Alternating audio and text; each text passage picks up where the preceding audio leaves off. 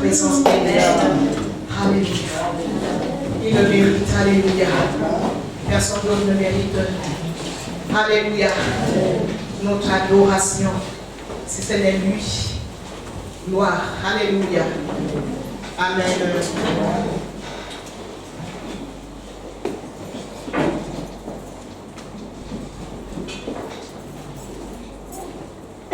Amen. Le micro est bon là? C'est bon. Un peu bas.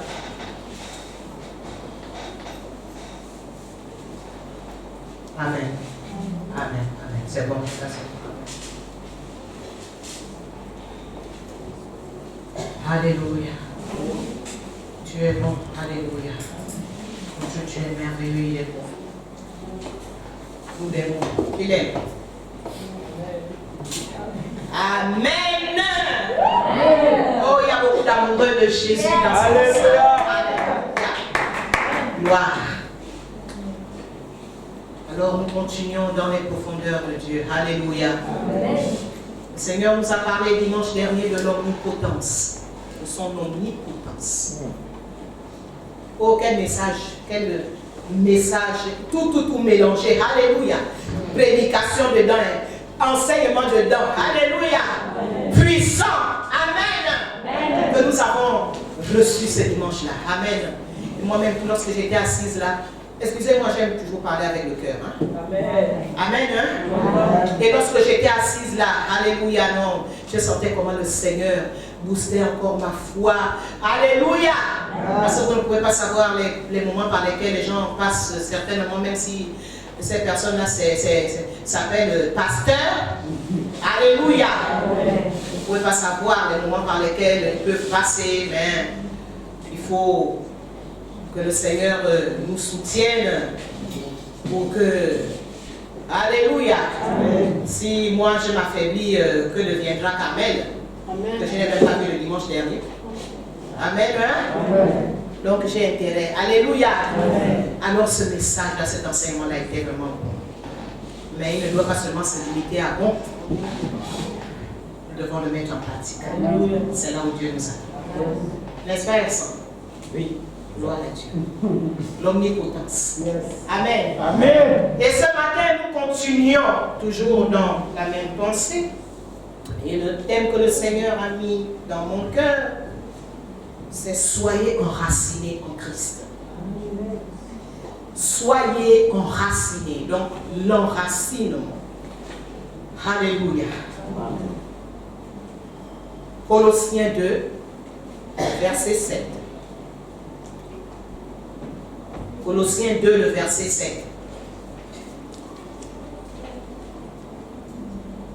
Nous dit, c'est sous mes yeux. Pardon.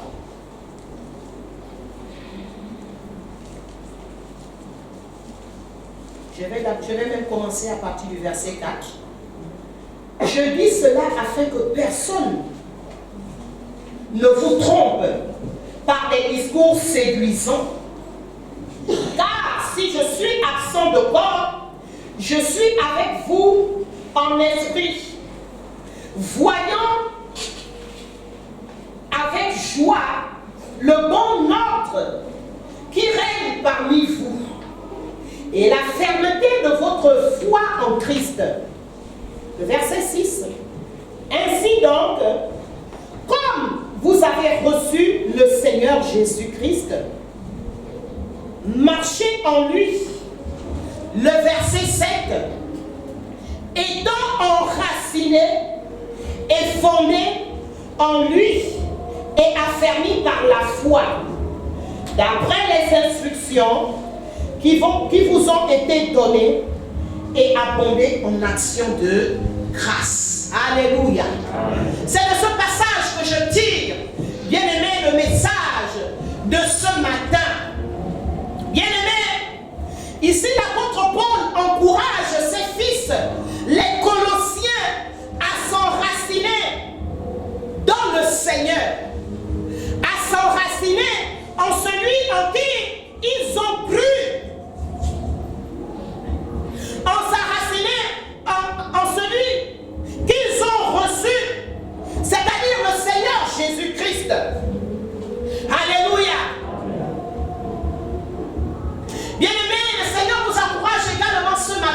nous enraciner en lui.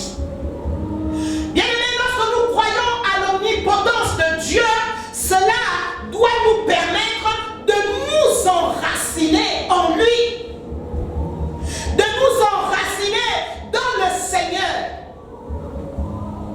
Bien-aimés, lorsque j'ai fait la lecture, l'apôtre Paul déclare au verset 5, car si je suis absent de corps, je suis avec vous en esprit.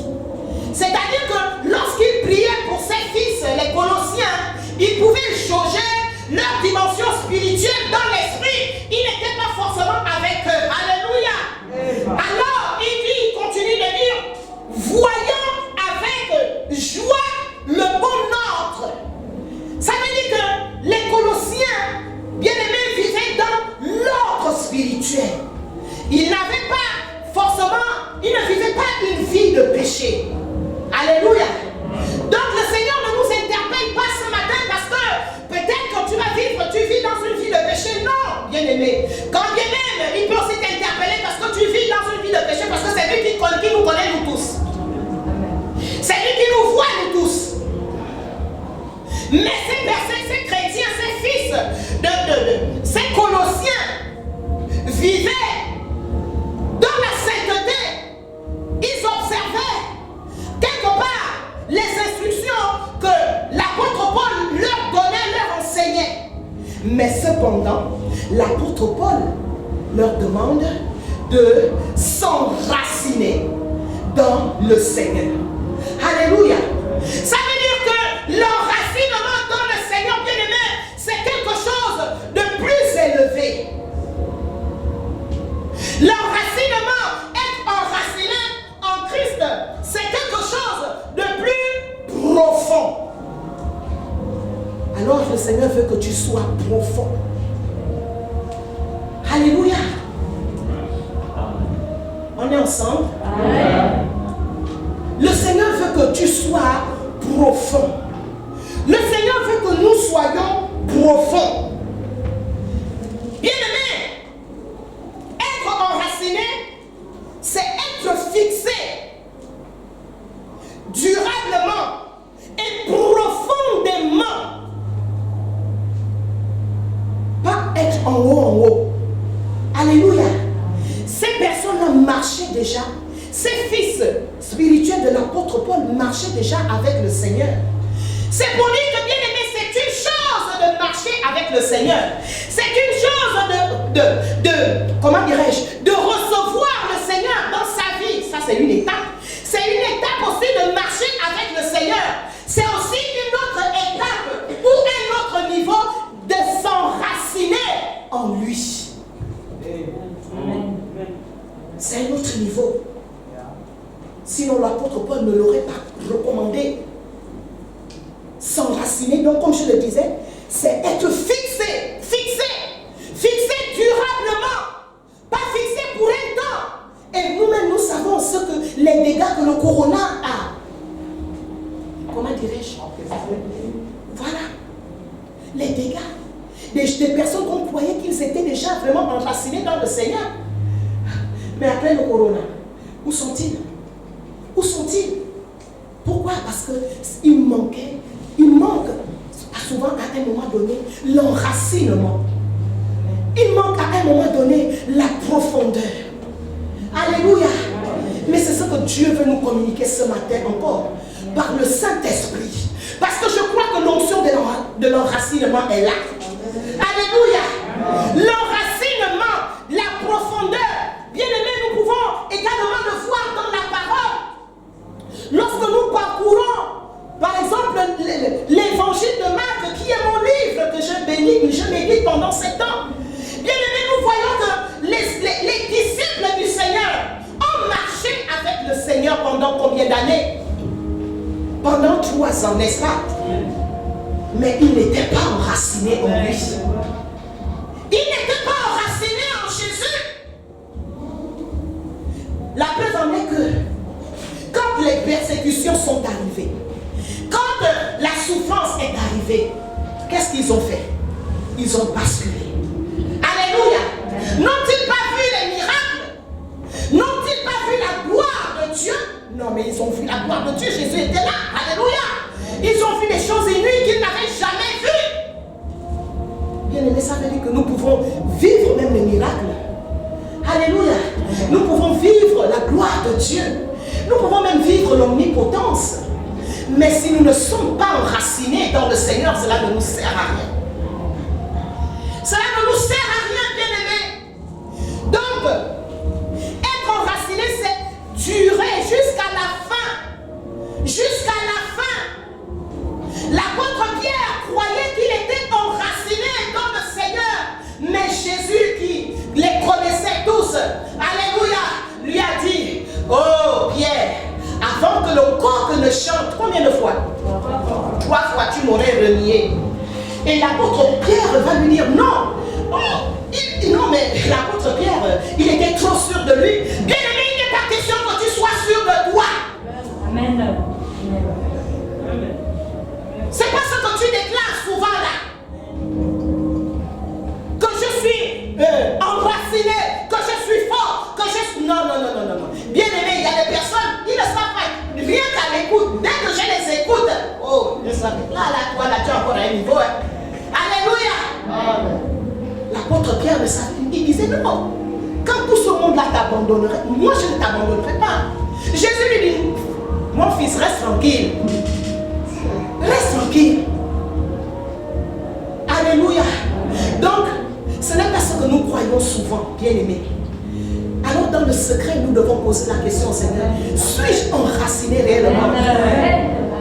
Suis-je réellement enraciné? Suis-je profond?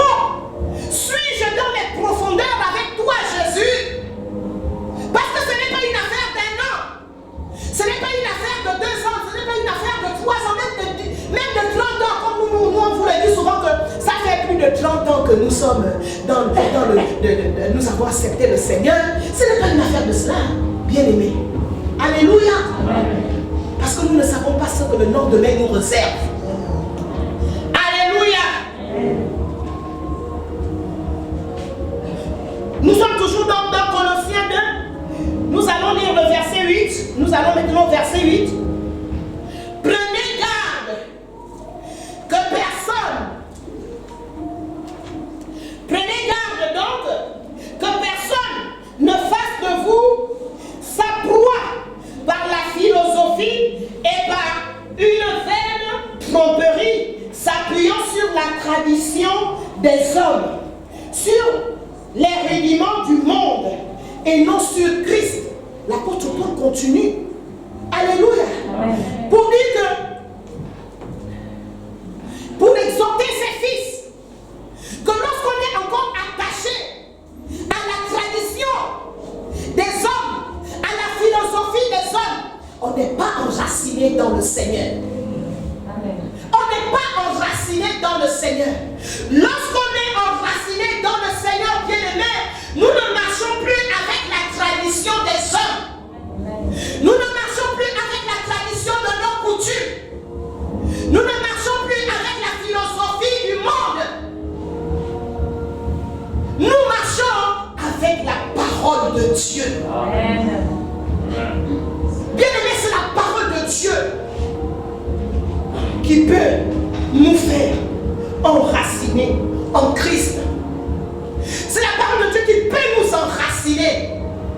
C'est l'application, la mise en pratique, alléluia, de la parole de Dieu qui peut nous enraciner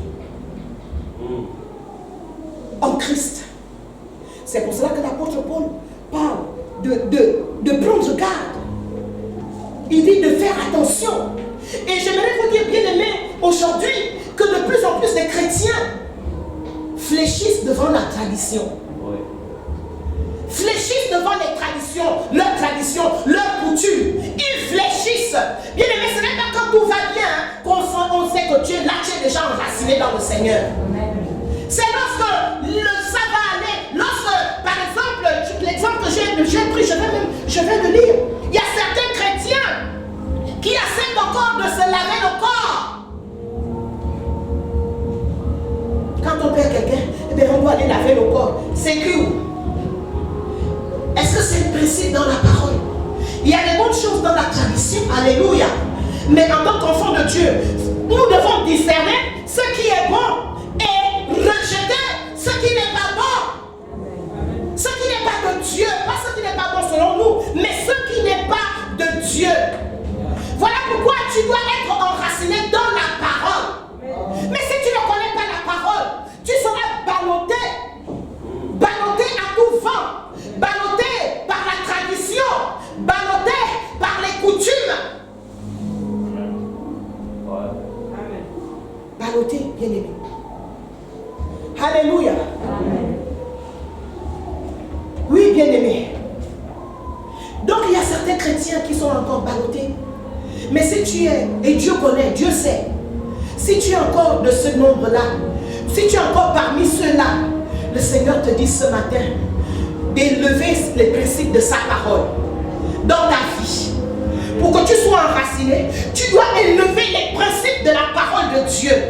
Parce que Dieu est un Dieu de principes. Et il honore sa parole. Alléluia. Il honore sa parole. Nous allons aussi lire nous allons un peu dans Matthieu. Matthieu 7.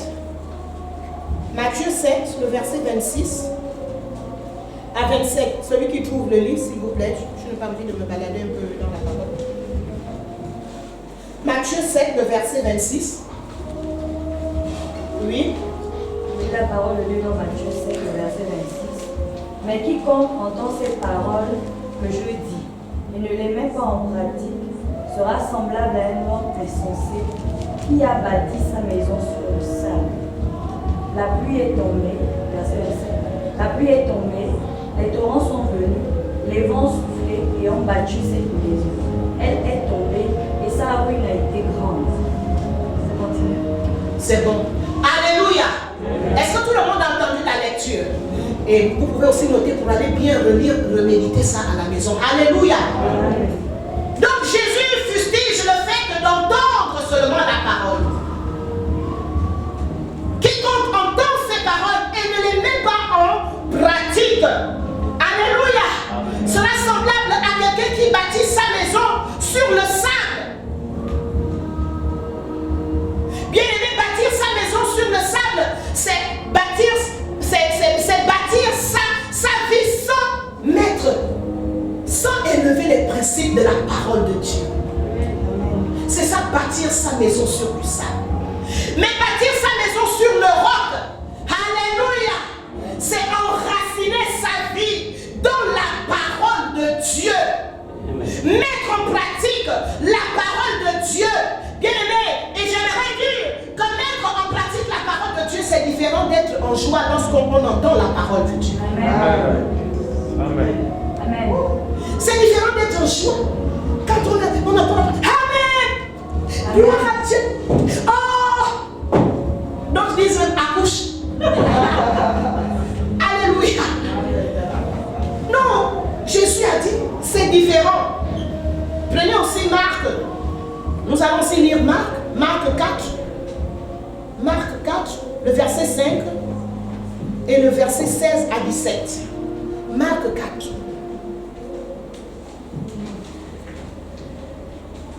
Rapidement, s'il vous plaît. Marc 4. Oui, verset 5 d'abord. Verset 5. Oui. Ils arrivèrent sur l'autre bord de la mer, dans le pays de Gadarien. Aussitôt que Jésus fut hors de la barque, Non, c'est pas ça. Ça, c'est Marc 4. 4. Verset 5. Marc 4, Verset 5. Oui. je lis la parole de Dieu. Une autre partie tomba dans un endroit pierreux, où elle n'avait pas beaucoup de terre. Elle leva aussitôt parce qu'elle ne trouva pas un sol profond. Mais quand le soleil parut, elle fut brûlée et sécha, faute de racines. Une autre partie tomba. Amen. Amen. Le verset 5. Après, tu vas maintenant au verset 16. Toujours de Marc, verset 16 à 17. Verset 16 À 17. L'explication de Jésus. Je lis la parole au verset 16. Les autres, pareillement, reçoivent la sémence dans les endroits pierreux. Quand ils entendent la parole, ils la reçoivent d'abord avec joie, mais ils n'ont pas de racines en eux-mêmes. Ils croient pour un temps, et dès que survient une tribulation ou une persécution à cause de la parole, ils y trouvent une occasion de chute. D'autres reçoivent la semence par Amen. C'est bon. Alléluia. C'est clair, n'est-ce pas? Amen. À cause de la parole. Parce que la parole n'a pas trouvé de racines. Parce que la parole ne s'est pas enracinée dans la vie de ces personnes. Et pourtant, ils ont reçu cette parole avec joie. C'est-à-dire qu'ils l'ont accepté. Ils étaient d'accord. Alléluia. Cette parole a fait du bien dans leur vie. Mais ils ne l'ont pas mise en pratique. Bien-aimés, c'est pour, j'insiste là-dessus. Si nous voulons être enracinés profondément dans le Seigneur, la mise en pratique de la parole est importante. Elle est importante. C'est la mise en pratique de la parole qui renforce nos racines en Christ. Alléluia. C'est la mise en pratique. Donc, ne nous bornons pas seulement à l'entendre, à être en joie, ou à l'appréciation. Oh, c'était un bon message. Oh, tellement de bons messages. Tellement de bons messages au cours d'une année. Mais, que ces messages, que ces bons messages-là renforcent nos racines. Alléluia. Bien-aimé, la mise en pratique également de la parole font de toi une chrétienne solide, un chrétien solide et stable. Et stable. Solide et stable. Lorsqu'une plante bien-aimée a des racines fortes, elle est comment? Elle est solide. Elle est la nga. Alléluia. Elle est la solide. L'exemple un peu des palmiers. Vous avez vu un palmier se déraciner facilement? Non, parce que les racines là sont profondes et elles sont solides. Elles sont bien enfouies. C'est une image. Alléluia. C'est comme ça que nos vies, bien-aimées, doivent être bien enracinées dans la parole. Au point où tu ne vas pas renier le Seigneur lorsque les tribulations arriveront. Au point où, comme Jésus le dit, que lorsque une tribulation surgit, à cause de la parole, il renie. Amen. Non, bien aimé. Alléluia. Bien aimé. Alors, quand tu deviens ce chrétien, cette chrétienne solide et stable, quelles que soient les tempêtes de la vie, quels que soient les vents violents de la vie, tu resteras debout. Tu resteras debout. Tu ne vas pas tomber. Dieu veut que nous soyons debout, nous restions debout. Debout! Debout jusqu'à son retour. Amen. Et l'apôtre Paul, je crois, dit quelque part que celui qui croit est debout. Donc nous ne devons pas être à la dimension de croire que nous sommes debout. Nous devons être rassurés que nous sommes réellement debout dans le Seigneur. Amen. Que celui qui croit, non, nous devons partir de la dimension de croire. Non, je crois. Non. Alléluia. Et comment tu peux croire que tu es debout? Comment tu peux être dans l'assurance que tu es debout? C'est lorsque tu mets en pratique la parole de Dieu. Pas que tu sélectionnes certaines paroles. La mise en pratique de la parole de Dieu. Alléluia. Bien-aimé, l'autre racine aussi que j'ai retenue, c'est le fait d'avoir confiance au Seigneur. Cultiver la confiance envers le Seigneur. Hébreux 13, le verset 5.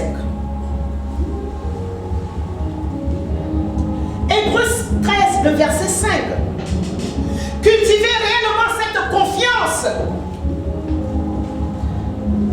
Hébreux 13, verset 5. Si quelqu'un trouve, il le lit. Maintenant, si on ne trouve pas, moi-même, j'y suis. Ok, lis, s'il te plaît. Hébreux, chapitre 13, au verset 5. Ne vous livrez pas à l'amour de l'argent. Contentez-vous de ce que vous avez, car Dieu lui-même a dit, je ne te laisserai point, Je ne te je ne te délaisserai point, Yes. je ne t'abandonnerai point. Point. Amen. Amen. Amen. Amen. Gloire. Dieu a dit quoi? Jésus a dit quoi? Je ne te délaisserai point. Je ne t'abandonnerai point. Dans tes différents besoins là, dans tes manques là, élève la parole. Amen. Connais la parole. Yes. Connais les promesses. Et utilise ces promesses-là pour cultiver ta confiance au Seigneur. La confiance au Seigneur, c'est quelque chose de primordial, de capital.